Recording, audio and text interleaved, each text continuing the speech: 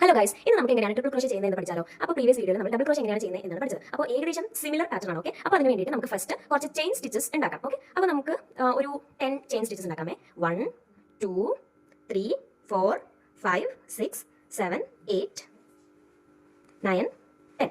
Okay, ഇനി എന്താ ചെയ്യേണ്ടതെന്ന് വെച്ചാൽ ജസ്റ്റ് 2 ടൈംസ് ഇതിങ്ങനെ റൊട്ടേറ്റ് ചെയ്യാം. ഓക്കെ, അതിനുശേഷം ഫസ്റ്റ് ഹോളിൽ ഇൻസേർട്ട് ചെയ്യാം.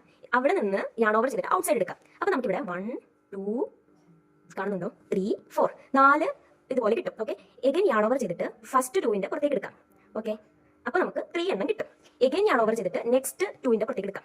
അപ്പോൾ എഗൈൻ നമുക്ക് 2 എണ്ണം കിട്ടും. എഗൈൻ യാൺ ഓവർ ചെയ്തിട്ട് നെക്സ്റ്റ് 2ന്റെ പുറത്തേക്ക് എടുക്കാം. അപ്പോൾ ഇതാണ് ഒരു ട്രിപ്പിൾ ക്രോഷേ എന്ന് പറയുന്നത്. ഓക്കെ, ഞാൻ എഗൈൻ കാണിക്കാം. 2 ടൈംസ് റൊട്ടേറ്റ് ചെയ്യുക, ഹോളിൽ ഇൻസേർട്ട് ചെയ്യുക, അവിടെ യാൺ ഓവർ ചെയ്തിട്ട് ഔട്ട് സൈഡ് എടുക്കുക. അപ്പോൾ നമുക്ക് 4 എണ്ണം കിട്ടും. ജസ്റ്റ് യാൺ ഓവർ ചെയ്തിട്ട് ഫസ്റ്റ് 2 സ്റ്റിച്ചസിന്റെ പുറത്തേക്ക് എടുക്കുക. അപ്പോൾ നമുക്ക് 3 എണ്ണം കിട്ടും. എഗൈൻ യാൺ ഓവർ ചെയ്തിട്ട് നെക്സ്റ്റ് 2ന്റെ പുറത്തേക്ക് എടുക്കുക. അപ്പോൾ ഒരു മിനിറ്റ്.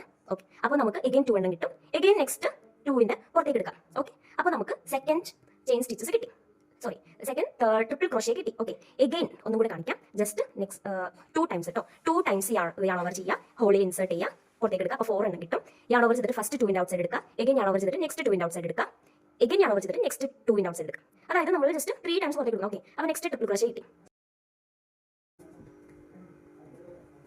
ഓക്കെ, അങ്ങനെ നമ്മൾ ഇത്രയും ട്രിപ്പിൾ ക്രോഷേ കംപ്ലീറ്റ് ചെയ്തു. അപ്പോൾ നിങ്ങൾക്ക് ആ ലെങ്ത് ഡിഫറൻസ് മനസ്സിലാവും. ഡബിൾ ക്രോഷേ ചെയ്തപ്പോഴും സിംഗിൾ ക്രോഷേ ചെയ്തപ്പോഴും ഇപ്പോൾ ട്രിപ്പിൾ ക്രോഷേ ചെയ്തപ്പോഴും ഉള്ള ഈ ലെങ്ത് മനസ്സിലാവും. അപ്പോൾ ഇങ്ങനെയാണ് ട്രിപ്പിൾ ക്രോഷേ ചെയ്യുന്നത്. മനസ്സിലായെന്ന് വിചാരിക്കുന്നു. എന്തെങ്കിലും ഡൗട്ട്സ് ഉണ്ടെങ്കിൽ കമന്റ്സിലൂടെ ചോദിക്കാൻ മറക്കല്ലേ. പിന്നെ ഈ ഡബിൾ ക്രോഷേ, സിംഗിൾ ക്രോഷേ, പിന്നെ ഈ ട്രിപ്പിൾ ക്രോഷേ വെച്ചിട്ടുള്ള ഒരു പ്രൊജക്ട്സ് ഉടനെ ചെയ്ത് ഞാൻ പോസ്റ്റ് ചെയ്യുന്നതായിരിക്കും. ജസ്റ്റ് സബ്സ്ക്രൈബ് ചെയ്യാൻ മറക്കല്ലേ. Okay, by.